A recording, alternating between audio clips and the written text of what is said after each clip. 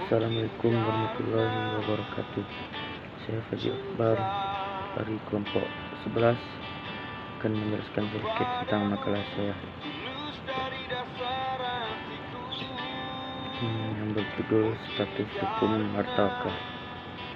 Yang pertama, kepemilikan harta wakaf. Dalam hukum fikih, kepemilikan harta benda wakaf dibahas oleh ulama-ulama dari 4 mazhab. Mazhab Maliki berpendapat kepemilikan harta benda tetap berada pada wakif.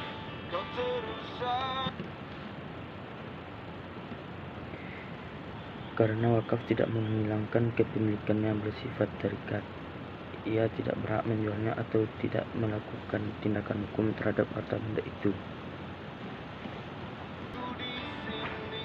Dan menurut mazhab Hanbali berpendapat bahwa kepemilikan harta benda wakaf berpindah menjadi milik mauquf alaih jika seorang mewakafkan rumahnya kepada anak dari saudaranya yang laki-laki, maka rumah itu menjadi milik mereka.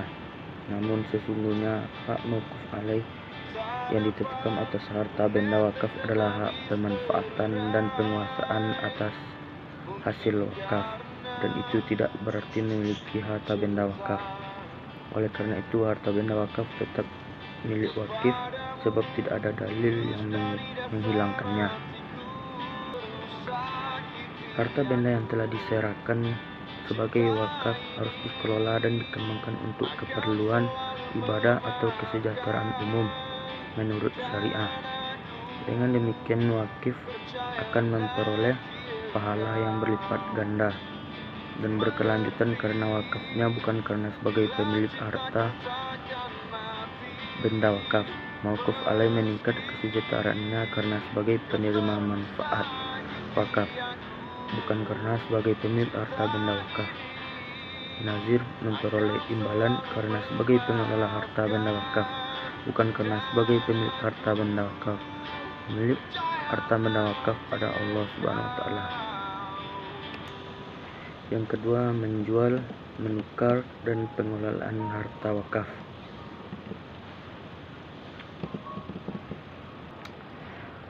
Dalam buku Wabah Al-Zuhail menyebutkan bahwa terhadap kata ganti yang menyebutkan mengganti barang wakaf dan menjualnya ketika rusak. Wabah Al-Zuhaili juga menyebutkan pergantian dengan cara penjualan dan gantikan dengan yang baru. Said Sabiq dalam fikih sunnah, kata ganti dalam harta wakaf yang dimaksud bisa jadi menukar harta wakaf tersebut kepada yang lebih baik atau menjualnya dengan hasil penjual tersebut dibelikan kembali barang yang serupa atau yang sama manfaatnya dengan harta wakaf yang semula. Hal ini disebutkan mengganti harta nazar dan wakaf dengan yang lebih baik.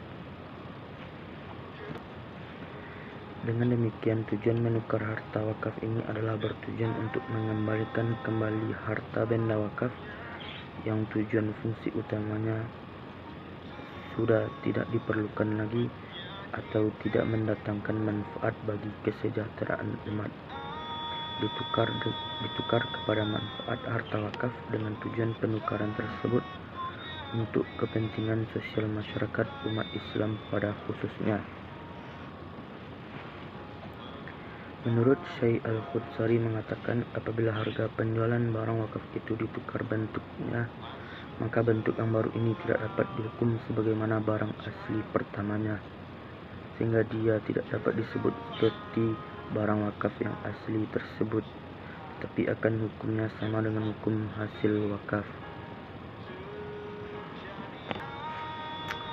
Dalam hadis Bukhari dijelaskan dari Ibnu Umar radhiyallahu anhu berkata bahwa Umar bin Khattab mendapat sebidang tanah dari Khaybar. Beliau mendatangi Rasulullah minta pendapat beliau. Ya Rasulullah, aku mendapatkan sebidang tanah di Khaybar yang belum pernah aku dapat harta lebih berharga dari itu sebelumnya. Lalu apa yang Anda perintahkan untukku dalam masalah harta ini? Maka Rasulullah berkata, bila kamu mau bisa kamu tahan pokoknya